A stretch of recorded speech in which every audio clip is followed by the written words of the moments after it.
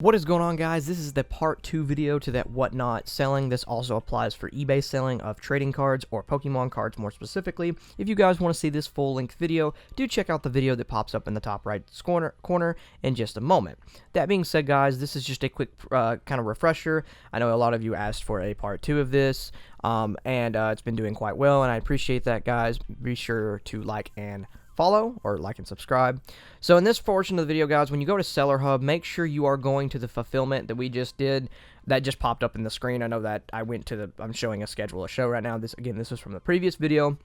Make sure you go to the fulfillment stage. If you have labels to generate, it will tell you what generates, labels to generate and who they're going to and all that. We won't show that, of course, because that's people's addresses. But let's get into the video on how to ship and sell Pokemon cards. And again, this applies to eBay as well.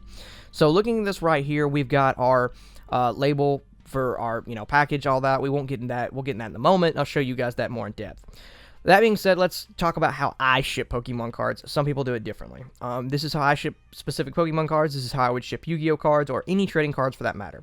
So first, we've got our standard envelope that you would use if you're selling for cards. Now, I do that for cards that are like $1 or lower, or even $2, $3, maybe $4 a card. I'm still going to ship them typically in a standard envelope or at the buyer's request on eBay for that matter. So you can change that in your shipping profile, but I typically would do that. So if that's like $1 for that. Now, if it's something like a $10 card, like this one specifically, that is not in the video, but I just did. This one was actually a $50 card.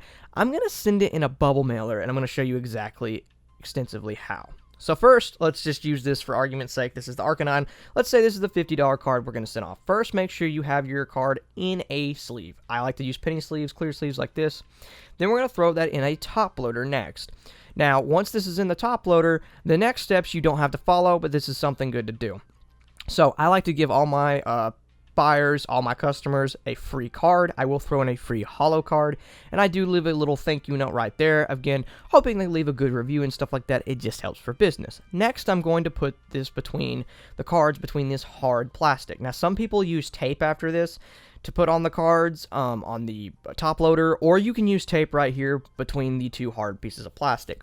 Personally, I don't like doing that. I don't like the tape and the sticky residue it leaves, so I like to use rubber bands because they're a lot simpler and they don't constrict that hard if you get the kind of, really thin ones. And I have a big bag of those, so, they're easy to come by. And I do think they're they're cheaper in some cases than tape, but, then you just go ahead and put that on there. I just put that around the card like so, and we're pretty much good to go after that. And then make sure you open up the bubble mailer pretty wide, and make sure the card falls down to the bottom. Now, if you guys are wondering, hey, how can I get this supplies? All of that is in the link of this video. Do check out the description. It is literally the links right below, and it tells you for each one. Next, let's talk about putting a shipping label on. Obviously, as you can see here, I put the shipping label on here once it's ready to ship. For that particular video, or a particular card, or wherever that's going, that person, you can see that in your Seller Hub on eBay and or whatnot.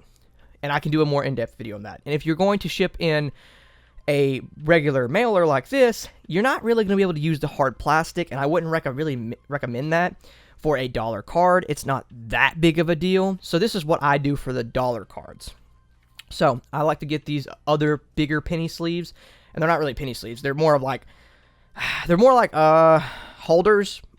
Sleeves. I don't know what you would call them. Those are actually for slabs in general, but I like to use them for my card bundles. So I just kind of slip that in there in these little protective sleeves. The whole bundle will fit in there, and then I like to shake that down, make sure they're flat on there. And this actually works 10 times better than tape too, and then I just fold like so. It has the sticky adhesive. That way there's not really any sticky adhesive near the card, and then you can stick that in your mailer and ship that off. That is going to be the easiest way. Like I said, guys, that being said, there are plenty of other options you can do. Here's me sticking, of course, the label on this particular thing. The labels will go straight on like this. Again, this may not be how everybody does it. This is how I do it, and it just works out the best for shipping, and I know a lot of you have asked. All right, so next portion of the video, I will be showing you how to use this printer. It is a thermal label printer. This is the best. If you're going to be shipping cards and shipping things in general off eBay or whatnot, whatever you're selling on, get one of these. This in the links down in the description below. It's a Jaden's label printer. This has saved me so much time, so much effort, and it is just so easy to use. So in this portion, guys, you're going to download Shipper Printer Pro. It is an app.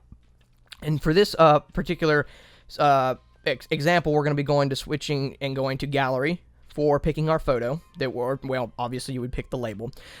Typically, you would just go to your eBay or whatnot and save that to your files and click File and then download it.